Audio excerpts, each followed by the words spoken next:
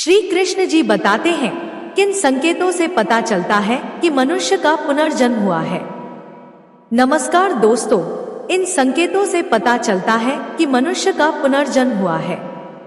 भगवान श्री कृष्ण ने नारद जी को उन महत्वपूर्ण रहस्यों के विषय में बताया है जिससे यह पता चलता है कि मनुष्य पिछले जन्म में कौन था और उसने पिछले जन्म में पाप कर्म किए थे या पुण्य कर्म।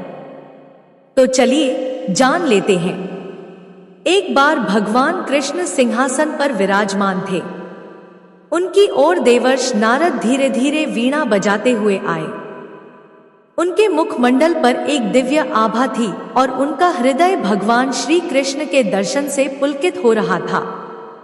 नारद जी को देखकर भगवान श्री कृष्ण कहते हैं, पधारिए देवर्षि, आज द्वारिका नगरी में किस प्रयोजन से आना हुआ। नारद जी ने भगवान को प्रणाम करते हुए कहा, प्रभु, आप ही इस संसार के संचालक हैं। आपकी माया अपार है और आपने संसार को कर्म के बंधन में बांध रखा है। लेकिन प्रभु, आज मैं आपके पास एक शंका लेकर आया हूं। यदि दास को आज्ञा दे तो कहता हूं। भगवान श्री कृष्ण कहते हैं, हे देवर्षि, आपकी जो भी शंका हो निसंकोच होकर पूछ लीजिए। आपकी हर शंका का समाधान मैं अवश्य करूंगा। तब नारद जी कहते हैं, हे प्रभु, मनुष्य का जन्म होता है, उसकी मृत्यु होती है और फिर उसका पुनर्जन्म होता है। तो फिर हे प्रभु, जब मनुष्य का पुनर्जन्म होता है तो उस मनुष्य को अपने पिछले जन्म के पाप और पुण्य कर्मों का फल प्राप्त होता है। लेकिन वह मनुष्य कैसे पता करे कि उसने पिछले जन्म में क्या क्या पाप किए थे। वह अपने पापों के लिए प्रायश्चित कैसे कर सकेगा यदि उसे पता ही न हो कि उसने पूर्व जन्म में क्या क्या पाप किए हैं। कृपया आप मुझे यह बताइए कि मनुष्य को कैसे पता चल सकता है कि उसका पूर्व जन्म कैसा था। श्री कृष्ण ने मुस्कुराते हुए कहा, देवर्षि, आपने बड़ा ही उत्तम प्रश्न किया है। आप सत्य ही कहते हैं। पुनर्जन्म का रहस्य अत्यंत सूक्ष्म और गूढ़ है। मनुष्य को उसके पूर्व जन्म का पता उसके शरीर पर स्थित चिन्ह, उसके स्वप्न, दोष और उसके विचार आदि के द्वारा चल सकता है। हे देवर्ष, उन चिन्हों और लक्षणों के बारे में बताने से पूर्व मैं आपको एक प्राचीन कथा सुनाता हूँ। इस कथा को सुनकर आपको आपके सभी प्रश्नों के उत्तर मिल जाएंगे। इसीलिए हे देवर्ष, आप इस कथा को ध्यान से पूरा सुनिए, क्योंकि आधा अधूरा ज्ञान आपके लिए भी अशुभ हो सकता है। देवर्ष कहते हैं, हे प्रभु, यह तो मेरा बड़ा ही सौभाग्य है जो यह कथा मैं आपके मुख से सुन रहा हूँ। आपके मुख से कथा सुनने मात्र से ही कोटि कोटि पाप नष्ट हो जाते हैं। इसीलिए हे प्रभु, कृपया आप वह कथा मुझे सुनाइए। मैं इस कथा को ध्यान से पूरा सुनूंगा और इसका प्रचार करूंगा। भगवान श्री कृष्ण मुस्कुराते हुए कहते हैं, ठीक है देवर्ष, चलिए अब मैं आपको वह कथा सुनाता हूं। बहुत समय पहले एक विशाल और समृद्ध राज्य में राजा महेंद्र प्रताप का शासन था। राजा महेंद्र प्रताप धर्मपरायण, न्यायप्रिय और अपने प्रजाजनों के कल्याण के प्रति समर्पित थे। उनके 5 पुत्र थे जिनके नाम थे अंशुमान, आदित्य, विभाकर, रुद्रांश और सोमेश्वर। यह सभी पुत्र युवा, योग्य और गुणी थे, लेकिन उनके जीवन में कुछ अजीब और भयावह घटनाएं घटने लगी जो राजा को अत्यंत चिंतित कर गई। एक दिन वे 5 पुत्र अपने पिता के पास एक एक करके आते हैं। सबसे पहले अंशुमान अपने पिता के पास आया और बोला, पिताजी, मुझे हर रात एक ही सपना आता है। मैं एक युद्ध भूमि में खड़ा होता हूँ और हर बार मेरी मृत्यु हो जाती है। मैं इस दोह स्वप्न से बहुत परेशान हूँ। उसके बाद आदित्य भी अपने पिता से मिलने आया और आदित्य ने कहा, पिताश्री, जब भी मैं पर्वतों पर शिकार करने जाता हूँ तो मुझे ऐसा महसूस होता है कि मैं वहां से गिर जाऊंगा। यह भय मुझे हर पल सताता रहता है। आदित्य के बाद विभाकर अपने पिता से मिलने आया और विभाकर ने अपने पिता से कहा, हे पिताश्री, मैं जल से अत्यधिक भयभीत हूँ। मुझे नदी, तालाब या समुद्र के पास जाने में भी डर लगता है। यह डर मेरे जीवन को बुरी तरह प्रभावित कर रहा है। फिर रुद्रांश भी अपने पिता के पास आया और उसने बताया, हे पिताश्री, मुझे आग से गहरा भय है। ऐसा लगता है कि मैं किसी भी समय जल जाऊंगा। हालांकि मेरे जीवन में ऐसा कुछ भी नहीं हुआ जिससे मुझे आग से डर लगना चाहिए। फिर अंत में सोमेश्वर ने आकर अपने पिता से कहा, हे पिताश्री, मैं अक्सर ऐसे अनुभव करता हूँ जैसे मैं किसी अनजानी जगह पर पहले ही आ चुका हूँ। यह अनुभूति मेरे मन को विचलित कर देती है। राजा महेंद्र प्रताप इन घटनाओं से अत्यधिक चिंतित हो गए और उन्होंने राज्य के सभी विद्वानों, ज्योतिषियों और चिकित्सकों से परामर्श किया, लेकिन कोई समाधान नहीं मिला। फिर एक दिन राज्य में महान विद्वान ऋषि वशिष्ठ पधारे। उनके आने की सूचना पाकर राजा महेंद्र प्रताप ने उनका सम्मानपूर्वक स्वागत किया और उन्हें राजमहल में बुलाया। जब महर्षि वशिष्ठ जी ने राजा से पूछा, हे राजन, आपके स्वागत से मैं अत्यंत प्रसन्न हो गया, किंतु आपके चेहरे पर खिन्नता और उदासी दिखाई पड़ रही है। इसका क्या कारण है? कृपया संकोच न करें, जो भी बात है स्पष्टता से कहिए। तब राजा ने ऋषि वशिष्ठ को अपने पुत्रों की अजीब घटनाओं के बारे में विस्तार से बताया। ऋषि वशिष्ठ ने ध्यान मग्न होकर मनन किया और फिर गंभीर स्वर में बोले, हे राजन, आपके पुत्रों की यह समस्याएं उनके पूर्व जन्मों से जुड़ी हुई हैं। प्रत्येक पुत्र का जीवन उस जन्म के कर्मों का परिणाम है। मैं आपको उनके पूर्व जन्मों के बारे में बताता हूँ। ऋषि वशिष्ठ ने सबसे पहले अंशुमान की ओर देखा और कहा, अंशुमान, तुम्हारा पूर्व जन्म में नाम था सूर्यकेतु। तुम एक महान योद्धा थे और मगध के राजकुमार थे। तुम्हारी वीरता के चर्चे दूर दूर तक फैले थे, लेकिन एक दुष्ट राजा ने छल से तुम्हारी हत्या कर दी थी। युद्ध भूमि में तुम्हारी मृत्यु हुई थी। इसलिए आज तुम्हें हर रात युद्ध भूमि में मरने का सपना आता है। अंशुमान ने सिर झुकाकर कहा, ऋषिवर, क्या इसका कोई समाधान है? ऋषि ने उत्तर दिया, तुम्हें अपनी वीरता के गुण को पुनः जागृत करना होगा।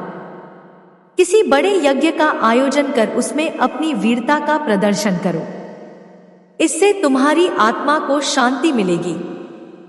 फिर ऋषि वशिष्ठ ने आदित्य की ओर मुड़ते हुए कहा, आदित्य, तुम्हारा पूर्व जन्म में नाम था धवल।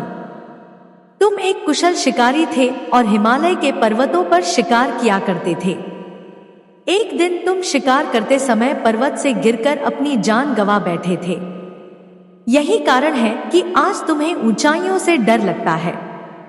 आदित्य ने चिंता व्यक्त करते हुए कहा, ऋषिवर, मैं इस भय से कैसे मुक्ति पाऊं? ऋषि वशिष्ठ ने कहा, तुम्हें पर्वतों पर तपस्या करनी होगी। वहां के शुद्ध वायु और प्रकृति के साथ संपर्क से तुम्हारे मन का यह भय समाप्त हो जाएगा। ऋषि वशिष्ठ ने विभाकर की ओर देखा और कहा, विभाकर, तुम्हारा पूर्व जन्म में नाम था जलराज। तुम एक कुशल नाविक थे और समुद्रों में यात्रा किया करते थे। लेकिन एक भयंकर तूफान में तुम्हारी नाव डूब गई और तुमने अपने प्राण गंवा दिए। यही कारण है कि आज तुम्हें जल से अत्यधिक भय लगता है। विभाकर ने निवेदन किया, ऋषिवर, कृपया मुझे इस भय से मुक्ति का उपाय बताएं। ऋषि वशिष्ठ ने उत्तर दिया, तुम्हें गंगा स्नान करना होगा। गंगा के पवित्र जल में स्नान से तुम्हारे मन का भय समाप्त हो जाएगा और तुम्हारी आत्मा को शांति मिलेगी। फिर ऋषि वशिष्ठ ने रुद्रांश की ओर देखते हुए कहा, रुद्रांश, तुम्हारा पूर्व जन्म में नाम था अग्निदेव। तुम एक यज्ञ करते थे और आग के साथ तुम्हारा अत्यधिक संपर्क था। लेकिन एक दिन यज्ञ के दौरान आग ने विकराल रूप धारण कर लिया और तुम उसमें जल गए। यही कारण है कि आज तुम्हें आग से गहरा भय है। रुद्रांश ने दुखी होकर कहा, ऋषिवर, मुझे भय से कैसे मुक्त किया जा सकता है? ऋषि वशिष्ठ ने कहा, तुम्हें अग्निहोत्र का अनुष्ठान करना चाहिए। यह अनुष्ठान तुम्हारे मन के डर को समाप्त करेगा और तुम्हारी आत्मा को शुद्ध करेगा।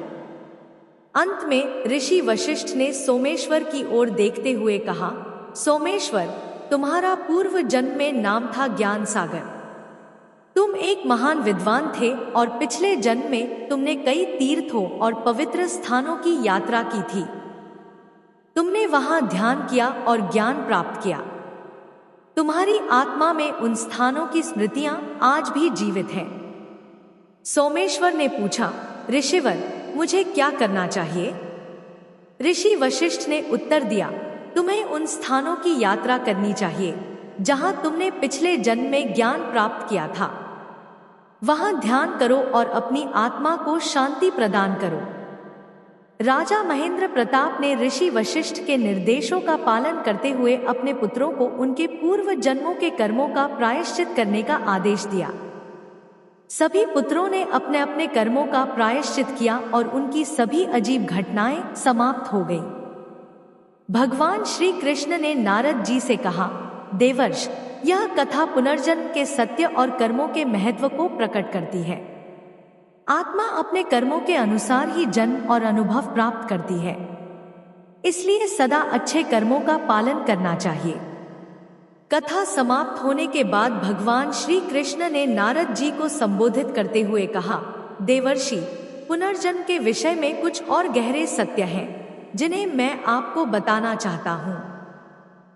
यह लक्षण मनुष्य के पिछले जन्मों के कर्मों का प्रत्यक्ष प्रमाण होते हैं और इनसे यह जाना जा सकता है कि किस प्रकार के पाप और कर्म अगले जन्म में क्या फल देते हैं। भगवान श्री कृष्ण ने कहा, जो मनुष्य अपने पिछले जन्म में असत्यवादी होता है, अर्थात झूठ बोलकर धन कमाता है, उसे यमलोक में कठिन यातनाएं सहनी पड़ती हैं।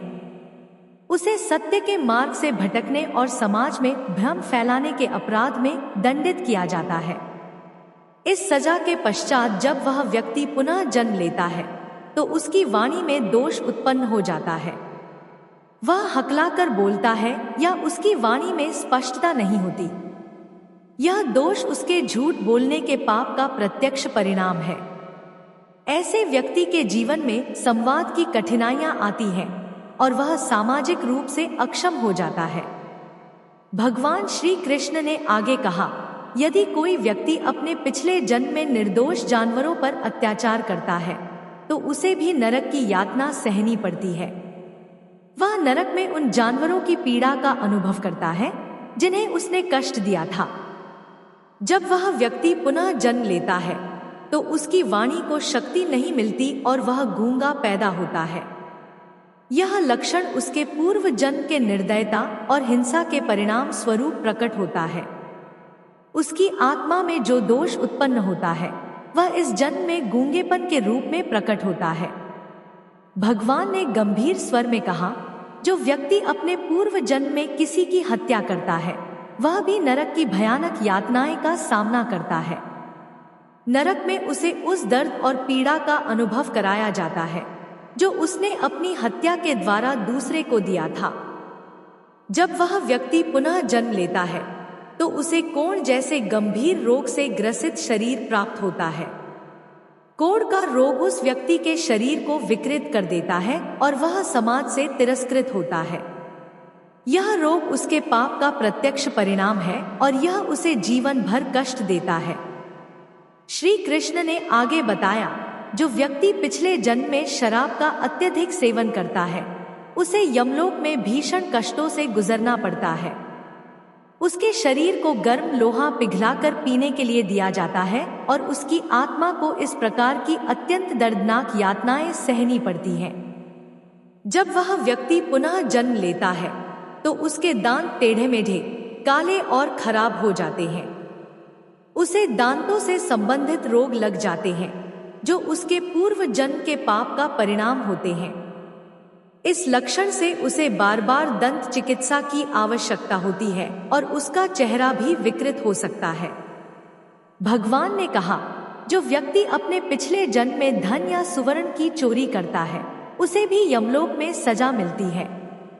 उसका मन स्वर्ण और धन की लालसा से ग्रसित होता है और वह इस पाप के कारण नरक में भी अत्यधिक पीड़ा सहता है। जब वह पुनः जन्म लेता है तो उसके नाखून टेढ़े मेढ़े, विकृत और भद्दे हो जाते हैं। उसके नाखूनों की यह विकृति उसके पूर्व जन्म के पाप का प्रतीक होती है। इस लक्षण के कारण वह समाज में तिरस्कृत होता है और उसका आत्मविश्वास भी कमजोर हो जाता है। श्री कृष्ण ने गंभीरता से कहा, जो व्यक्ति अपने पिछले जन्म में गुरु का अपमान करता है या गुरु की पत्नी के साथ शारीरिक संबंध बनाता है, वह अत्यंत पापी होता है। ऐसे व्यक्ति को नरक में कठोर दंड दिया जाता है। उसे चर्म रोगों का सामना करना पड़ता है, जिससे उसकी त्वचा में विकृति आ जाती है। जब वह पुनः जन्म लेता है तो उसे चर्म रोग से पीड़ित शरीर प्राप्त होता है। उसकी त्वचा में विभिन्न प्रकार के विकार उत्पन्न होते हैं और वह जीवन भर इस रोग से पीड़ित रहता है। यह उसके गुरु के प्रति किए गए पाप का परिणाम है। भगवान श्री कृष्ण ने बताया, जो व्यक्ति अपने पिछले जन्म में दान धर्म का पालन नहीं करता, वह इस जन्म में अत्यंत दरिद्र बनता है। वह नरक में दरिद्रता की यातनाएं सहता है और भिक्षा मांगकर जीवन यापन करता है। जब वह पुनः जन्म लेता है तो उसकी आर्थिक स्थिति अत्यंत कमजोर होती है। उसे भिक्षा मांगनी पड़ती है और उसका जीवन कठिनाइयों से भरा होता है। यह दरिद्रता उसके दान धर्म के अभाव का परिणाम है। भगवान ने कहा, जो व्यक्ति अपने पिछले जन्म में अपनी पतिव्रता पत्नी को कष्ट देता है और वेश के साथ संबंध बनाता है, उसे नरक में भीषण यातनाएं झेलनी पड़ती हैं। जब वह पुनः जन्म लेता है तो उसे दुष्ट और कष्टदायिनी पत्नी प्राप्त होती है। उसकी पत्नी उसे सदा दुख और पीड़ा देती है, जो उसके पूर्व जन्म के पाप का प्रतिफल है। यह लक्षण उसके जीवन में मानसिक और शारीरिक पीड़ा का कारण बनता है। भगवान श्री कृष्ण ने कहा, जो व्यक्ति अपने पिछले जन्म में अपने माता पिता का अपमान करता है और उन्हें कष्ट देता है, वह नरक में कठोर सजा पाता है। जब वह पुनः जन्म लेता है तो उसकी संतान मूर्ख और दुष्ट जन्म लेती है। ऐसी संतान उसे अत्यधिक कष्ट देती है और उसकी मानसिक शांति छीन लेती है। यह लक्षण उसके माता पिता के प्रति किए गए कुकर्म का परिणाम है। भगवान ने समझाया, जो व्यक्ति अपने पिछले जन्म में धर्म ग्रंथों की चोरी करता है, वह भीषण पाप करता है। उसे नरक में कठोर दंड दिया जाता है। जब वह पुनः जन्म लेता है तो वह जन्मांध हो जाता है। उसकी आंखों की रोशनी चली जाती है और वह जीवन भर अंधकार में जीता है। यह लक्षण उसके धर्म ग्रंथों की चोरी के पाप का प्रतिफल है। अंत में श्री कृष्ण ने कहा, जो व्यक्ति अपने पिछले जन्म में रजस्वला स्त्री के साथ संभोग करता है, वह नरक में भीषण कष्ट झेलता है। जब वह पुनः जन्म लेता है तो वह नपुंसक जन्म लेता है। यह लक्षण उसके पिछले जन्म के पाप का प्रतिफल है, जो उसे जीवन भर दुख और अपमान सहने पर विवश करता है। भगवान श्री कृष्ण के मुख से यह सभी लक्षण सुनकर नारद जी अत्यंत प्रभावित हुए। उन्होंने भगवान को प्रणाम किया और कहा, प्रभु, आपने जो ज्ञान मुझे दिया है वह अनमोल है। मैं इसे संसार में प्रचारित करूंगा ताकि लोग अपने कर्मों का सही मूल्य समझ सकें और सन्मार्ग पर चल सकें। इस प्रकार भगवान श्री कृष्ण ने नारद जी को पुनर्जन्म और कर्मफल के महत्व का बोध कराया और नारद जी प्रसन्न होकर संसार में इस ज्ञान का प्रचार करने के लिए प्रस्थान कर गए। तो दोस्तों, उम्मीद है आपको यह कथा पसंद आई होगी।